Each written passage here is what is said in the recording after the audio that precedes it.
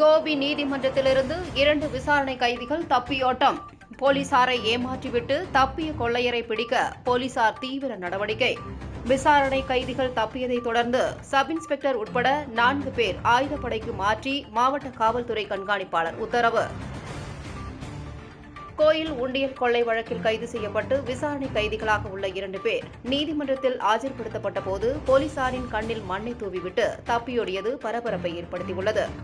கோபி அருகே சிங்கிரிபாளையத்தில் உள்ள கரிய காளியம்மன் மற்றும் மகா மாரியம்மன் கோயில் திருவிழாவில் ஆயிரக்கணக்கான பக்தர்கள் வருவதால் இரு கோயில்களிலும் காணிக்கை பெறுவதற்காக கோயில் சார்பில் 2 உண்டியல் வைக்கப்பட்டுள்ளது.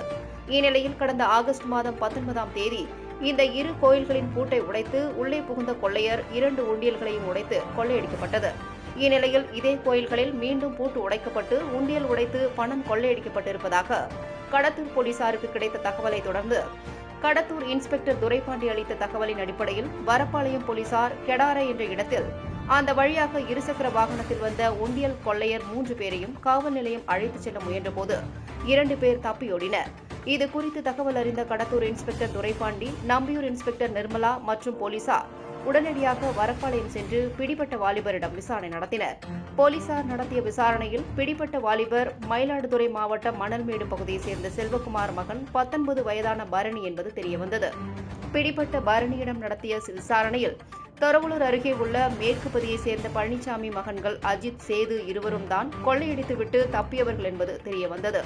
அதைத் தொடர்ந்து சேதுவையும் அவரது தம்பி அஜித்தையும் கைது செய்ய மேற்குப்பதி சென்றபோது போலீசார் வருவதை அறிந்த இருவரும் தப்பியோட முயன்றபோது காவல்துறையினர் உடனடியாக வீட்டை சுற்றி வளைத்து கைது செய்து கோபியில் உள்ள நீதிமன்றத்தில் ஆஜர்படுத்தி சிறையில் அடைத்தனர். இந்நிலையில் பிடிப்பட்ட 3 பேரும் சிறுவலூர் பகுதியில் உள்ள கோயில்களில் கொள்ளையடித்திருப்பது தெரியவந்ததை தொடர்ந்து 3 பேரையும் நீதிமன்ற காவலில் எடுத்து விசாரணை நடத்த முடிவு செய்தனர். அதைத் தொடர்ந்து சிறுவலூர் காவல் நிலைய சப் இன்ஸ்பெக்டர் ஜான் கென்னடி தலைமையில் ஒரு பெண் காவலர், 2 முதல்நிலை காவலர்கள் கோபியில் உள்ள மாவட்ட சிறையில் இருந்த 3 பேரையும் பாதுகாப்புடன் கோபியில் உள்ள குற்றவியல் நீதித்துறை நடுவர் எண் 2இல் ஆஜர்படுத்தியுள்ளனர். அதைத் தொடர்ந்து விசாரணை கைதிகளான சேது, அஜித் மற்றும் பரணி ஆகியோர் நீதிமன்ற வளாகத்தில் நின்று கொண்டிருந்தனர். அப்போது போலீசார் எதிர்பாராத நேரத்தில் சேதுவும் அஜித்தும் ஆளுக்கொரு புறமாக தப்பியோடினர். இதை எதிர்பார்க்காத போலீசார் தப்பியோடிய விசாரணை கைதிகள் சேதுவையும் அஜித்தையும் பிடிக்க முயன்றனர். அப்போது இரு விசாரணை கைதிகளும் நீதிமன்றத்திற்கு எதிரே உள்ள குறுக்கு வீதிகளில் புகுந்து தப்பினர். பரபரப்பான கோபி சத்தி சாலையில் போலீசார் விசாரணை கைதிகளை பிடிக்க ஓடியதை கண்ட பொதுமக்கள் அதிர்ச்சி அடைந்தனர்.